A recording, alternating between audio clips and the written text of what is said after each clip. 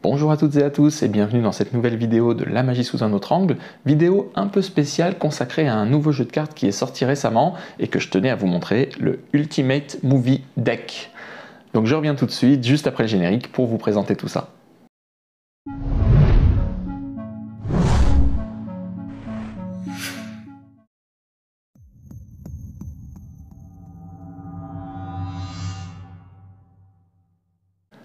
Le Ultimate Movie Deck est un jeu de cartes pour magiciens sur le thème du cinéma, sur lequel chaque carte va contenir le titre d'un film.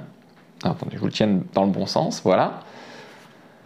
Donc moi je l'ai découvert récemment, mais en réalité il est sorti que fin mars 2023, donc quelques semaines avant le tournage de cette vidéo.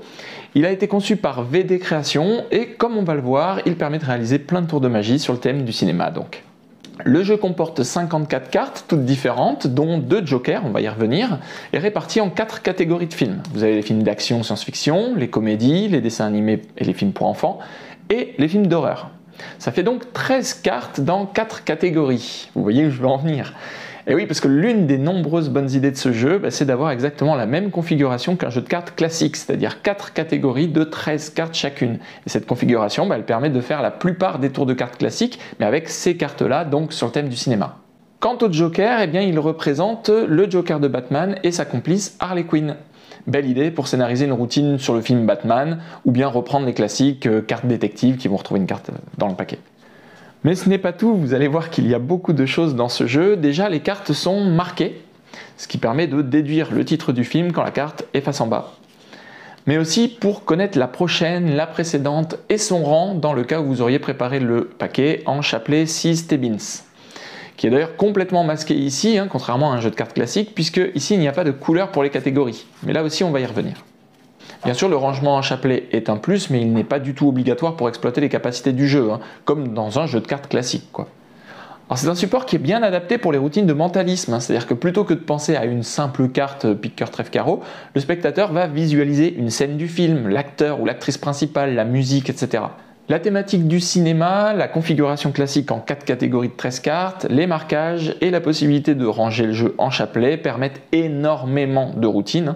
L'avantage étant que la thématique du cinéma permet de maquiller une routine classique de cartes pour lui donner une autre dimension aux yeux des spectateurs.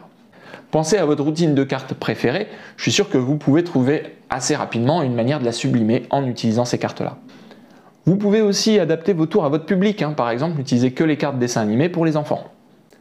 Le cinéma, ça parle à tout le monde, ça ramène des souvenirs, des émotions, que ce soit lié à l'histoire du film en lui-même ou au moment où on l'a vu, les personnes qui étaient avec nous. Bref, ça ravive des souvenirs, des émotions, contrairement aux pique, cœur, trèfle, carreau qui sont clairement sans saveur pour les spectateurs. En termes de qualité, les cartes sont vraiment bien, elles glissent bien. Elles sont adaptées aux magiciens et aux manipulations, notamment parce qu'elles présentent un relief, un aspect un peu gaufré, comme les cartes Bicycle. Je ne sais pas si ça se voit bien, mais en gros, voilà, on a quand même un aspect, un petit relief, une finition sur coussin d'air, clairement, comme les cartes Bicycle, légèrement moindre, mais qui suffit amplement. Les pharaos se font aussi sans problème. Globalement, les cartes donnent une bonne impression, elles sont agréables à manipuler, je pense qu'elles dureront dans le temps, en tout cas c'est l'impression qu'elles donnent. Donc ça, c'est pour le jeu normal, mais en réalité, il y a un second jeu qui est livré avec le premier. Et dans ce second paquet, vous retrouverez 54 cartes supplémentaires qui comprennent notamment une 5e série sur les films de super-héros, qu'on peut échanger avec l'une des séries du jeu de base si on veut, des cartes gaffes, comme des cartes double face, une carte double dos, une carte sans titre, il y a une carte Casper et une carte L'Homme Invisible aussi qui sont à moitié effacées, pour pouvoir faire des effets d'effacement ou de disparition. Il y a une carte Les Indestructibles avec le titre cassé, il y a Bruce Banner, Hulk et Thanos aussi, donc là en carte photographique cette fois-ci, un petit peu comme les Jokers de tout à l'heure.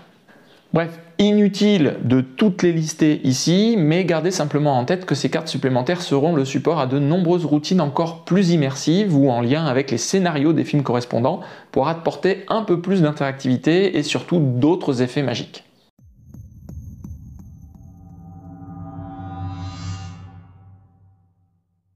Les 2 jeux sont vendus au prix de 45 €, plus les frais de port. Donc pour ce prix-là, vous avez le jeu normal de 54 cartes, le jeu gaffe de 54 cartes supplémentaires, mais aussi un PDF de 44 pages qui présente les 2 jeux et 3 routines.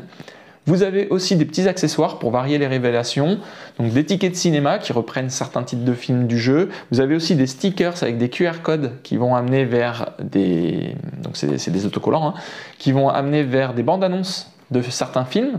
Mais il y a aussi une puce NFC qu'on voit ici, qui est à l'intérieur donc de l'étui du jeu normal.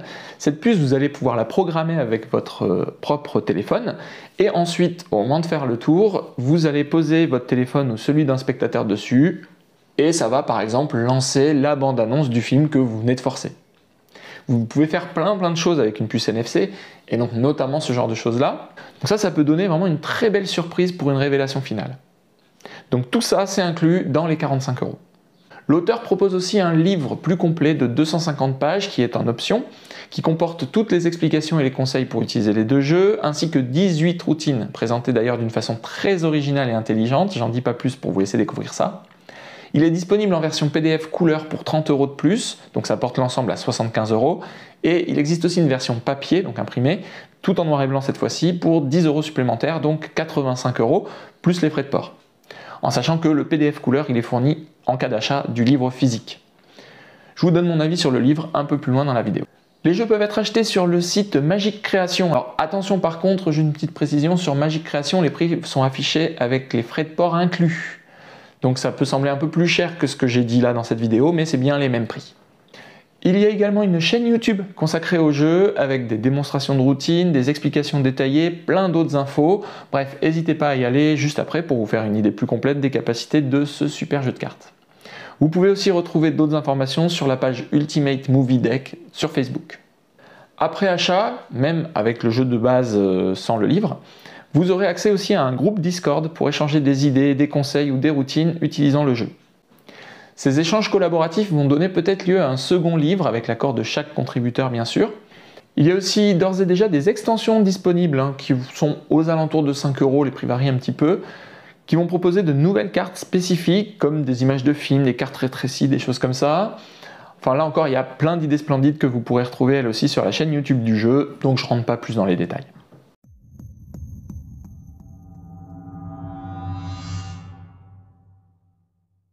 Alors, je vais quand même vous faire une petite démo. Je voudrais d'abord vous montrer l'impact de l'utilisation de cartes de cinéma à la place de cartes habituelles. Donc, je vais vous faire une routine toute simple. Admettons donc que le spectateur mélange les cartes. Allez hop, je vais faire ça un petit peu vite. Voilà, les cartes sont bien mélangées, il n'y a pas de souci. Ok. Donc, je vais demander au spectateur de couper le jeu en deux. Et puis, je vais lui expliquer que dans quelques instants, il va regarder la carte sur laquelle il a coupé, qu'il va devoir la mémoriser, et puis que moi, par transmission de pensée, je vais essayer de la deviner. Donc, allez-y, regardez votre carte. Donc, voilà, le spectateur regarde sa carte, moi, je ne la vois pas. Et puis, donc, je vais lui demander, concentrez-vous sur votre carte, imaginez la figure, le dessin qu'elle représente. Je vois que c'est du rouge, je vois, est-ce que c'est du cœur ou du carreau ? J'aurais tendance à dire peut-être que c'est du cœur. Oui, c'est ça, c'est du cœur. Je vois qu'il y a quelques points, il n'y en a pas énormément. C'est pas une figure du coup. Peut-être un 3 ou un 4. Ouais, je dirais peut-être le 4 de cœur. Et là, le spectateur montre qu'effectivement, c'était bien le 4 de cœur. Routine classique que j'ai d'ailleurs déjà expliqué sur la chaîne. Maintenant, on va faire exactement la même routine, mais cette fois-ci avec le jeu Ultimate Movie Deck. Donc, je présente le jeu comme étant un ensemble de titres de films. Donc, il y a un petit peu de tout. Je vais demander au spectateur, pareil, de mélanger les cartes. Voilà. Donc tout est bien mélangé, il n'y a pas de souci. Je lui demande de bien vouloir couper le jeu. Dans quelques instants, on va regarder la carte sur laquelle il a coupé. Il devra la mémoriser et moi j'essaierai de la deviner. Donc il regarde la carte. Voilà. Et donc maintenant, je vais lui demander de se concentrer sur la carte qu'il a vue et sur le film. C'est là où ça change tout. Parce que plutôt que de lui demander de visualiser une carte, là je vais vraiment lui demander de visualiser le film, les émotions qu'il a ressenties quand il l'a vu, les scènes clés, les décors, etc. Donc là par exemple je vois beaucoup de bleu. Je vois du bleu, je vois des personnages. C'est assez bizarre parce que c'est à la fois réel et à la fois faux. C'est un petit peu bizarre, peut-être Mary Poppins ou quelque chose comme ça, mais je vois du bleu, je vois beaucoup de bleu. Ah, ça y est, je sais. Je pense que c'est Avatar, c'est ça? Et là effectivement, c'est Avatar. Donc là, vous voyez toute la différence avec un jeu de cartes normal, hein, c'est qu'on va pouvoir jouer sur les émotions, sur les ressentis, peut-être sur la musique. On peut peut-être, pour la révélation, mettre une musique sur notre téléphone qui va se lancer, ou la bande-annonce, comme on a dit tout à l'heure. Vous allez pouvoir peut-être lui demander de se concentrer sur un acteur ou sur une scène, etc. Donc ça, c'est vraiment top, et ça change tout par rapport à ça. Un autre exemple qui est une adaptation personnelle d'une des routines du livre, donc je présente les cartes comme étant un ensemble de titres de films, Aladdin, Hitch, Dumbo, Halloween, etc. Je vais demander au spectateur d'en choisir un qu'il aimerait regarder avec moi. Donc par exemple, admettons qu'ils disent tiens, le dîner de con. Voilà. Et puis moi je vais faire pareil, moi le dîner de con ça me dit rien du tout. Moi je préférerais regarder Aladdin, par exemple. C'est vrai que j'aime bien, puis ça fait longtemps que je ne l'ai pas vu. Voilà. Mais sauf que voilà, on n'arrive pas à se mettre d'accord. Donc on va laisser faire le destin, le hasard. Donc dans quelques instants, il va choisir une carte. Et ce sera la carte qu'il a choisie, qui sera celle qu'on regardera. Donc pour ça, il va couper le jeu en deux. Et donc je vais lui expliquer, donc dans quelques instants, on va regarder, ce sera cette carte-là et ce sera ce film-là absolument qu'on ira voir. On n'aura pas le choix. Donc vas-y, regarde la carte sur laquelle tu es tombé. Et il est tombé sur Aladdin. Il ne faut jamais jouer avec un magicien. Mais j'ai envie de te faire plaisir parce que c'est vrai que, bon, toi tu voulais aller voir le dîner de con, moi je préférais aller voir Aladdin. Mais c'est vrai que franchement, j'ai quand même plutôt envie de te faire plaisir, parce que quand on va se regarder un film, c'est quand même plutôt pour que tout le monde s'y retrouve. Donc du coup, je prends Aladdin comme ça, et si je le secoue, en fait, il se transforme en dîner de con.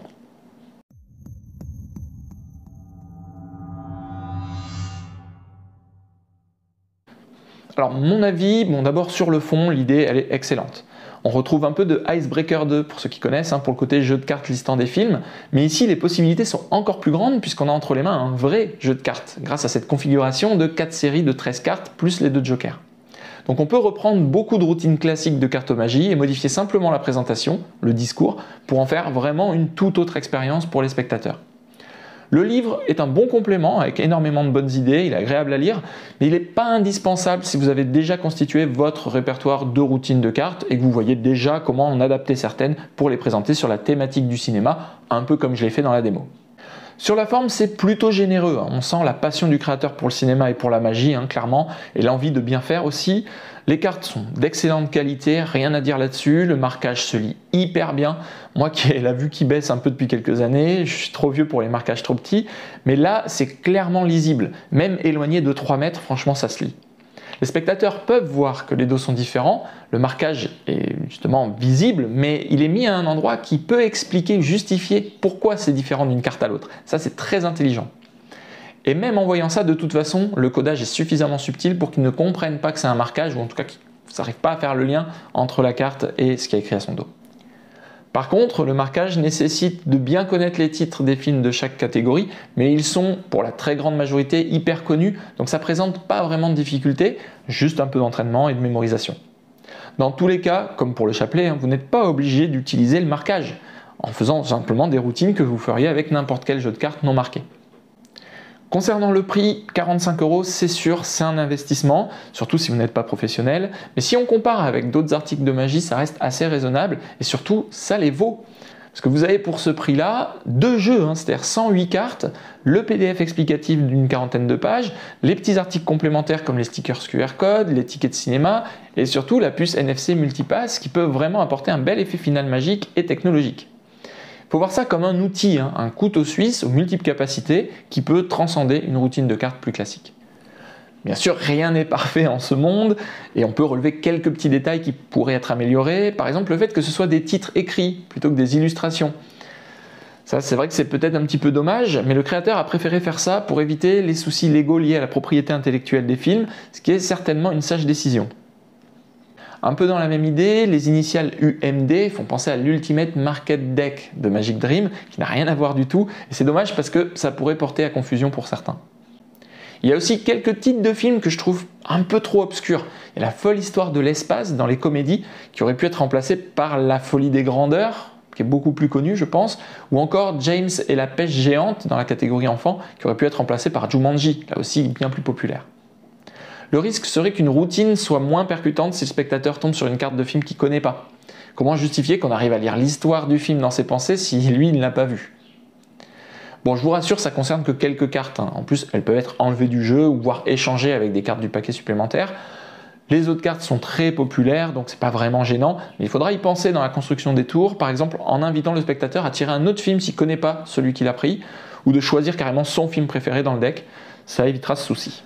Le fait que les faces des cartes soient toutes de la même couleur, ça va empêcher de pouvoir réaliser certains effets magiques de changement visuel. Même si bien sûr on peut changer un film en un autre, mais c'est moins visuel, je pense que ça pourrait être une bonne idée de proposer une future extension avec une série de films présentant des couleurs différentes, soit pour le fond, soit pour le texte écrit. Ça va nous permettre de réaliser des tours de cartes dans lesquels les couleurs jouent un rôle. Mais vous voyez que rien n'est figé grâce justement aux futures extensions et évolutions. Le marketing est en train d'être peaufiné par l'auteur, ça prend un peu de temps, mais tout ça va se mettre en place. Moi je vais suggérer aussi de vendre les jeux à l'unité, le jeu normal d'un côté, le jeu gaffe de l'autre, pour ceux qui ne pourraient ou ne voudraient pas investir dans les deux jeux, ou qui voudraient acheter des duplicata ou des recharges. Mais cela lui ajouterait un risque pour lui de conserver des stocks d'invendus et donc de perdre de l'argent sur le long terme. Parce qu'il faut savoir que Vincent, l'homme derrière VD Création, réalise tout ça tout seul ou presque, hein. Il s'est fait aider principalement par 2 amis magiciens et par sa famille, mais c'est lui qui a dessiné les visuels, qui a fait imprimer les cartes, il a rédigé les 250 pages du livre, il a fait imprimer aussi pour la partie physique, le support physique, le papier. Il assure aujourd'hui seul la promotion, il gère les ventes. C'est un travail d'une année entière par un seul homme, ou presque. C'est titanesque, hein, mais le résultat est vraiment valable. On ne dirait pas que c'est sa première création magique, clairement. Le produit il est original, le cinéma ça intéresse un large public. C'est aussi pensé pour les pros, hein, pour ceux qui font des prestats de table en table par exemple, parce qu'il fournit plusieurs variantes des cartes truquées, pour éviter par exemple que ce soit toujours la même carte qui s'efface, la même bande-annonce qui se lance, etc. Ça aussi c'est bien vu.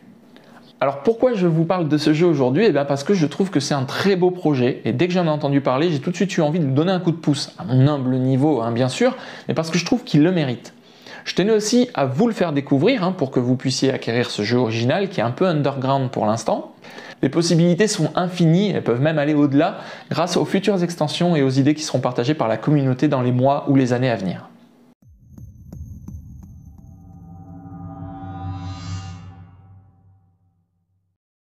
Avant de se laisser, je voudrais vous donner quelques conseils sur cet Ultimate Movie Deck. Pour justifier l'utilisation d'un jeu comme ça pendant un spectacle de magie, je pense qu'il est bien de le présenter un peu comme Icebreaker 2, comme s'il s'agissait d'un jeu de société, par exemple Pictionary ou Time's Up, où vous allez devoir faire deviner le titre du film par exemple.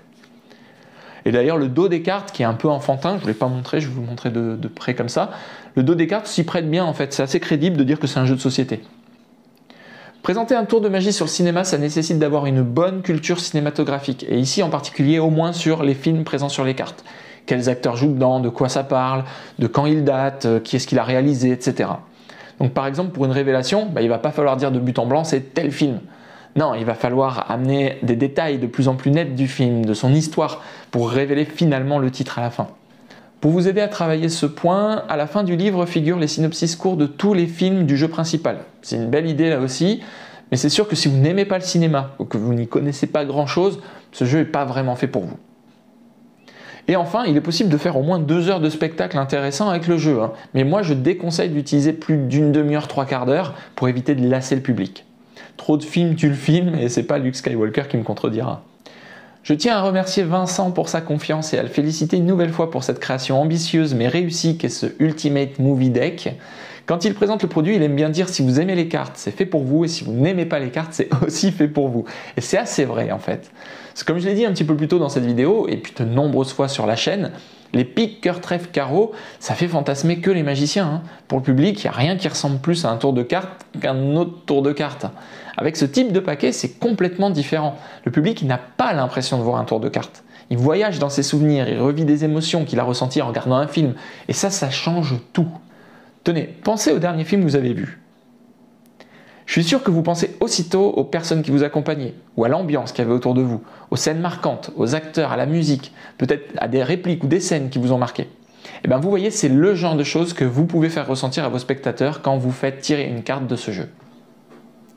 Je vous conseille d'aller faire un tour sur la chaîne YouTube du Ultimate Movie Deck pour voir en détail des démos de routine et plein d'autres infos sur ce beau projet. Encore une fois, tous les liens utiles sont dans la description de cette vidéo. Mais avant de partir, n'hésitez pas à me dire en commentaire si le jeu vous tente ou si vous allez faire l'impasse. Dans tous les cas, nous, on ne se quitte pas vraiment, puisqu'on se retrouve très bientôt dans la prochaine vidéo de la magie sous un autre angle.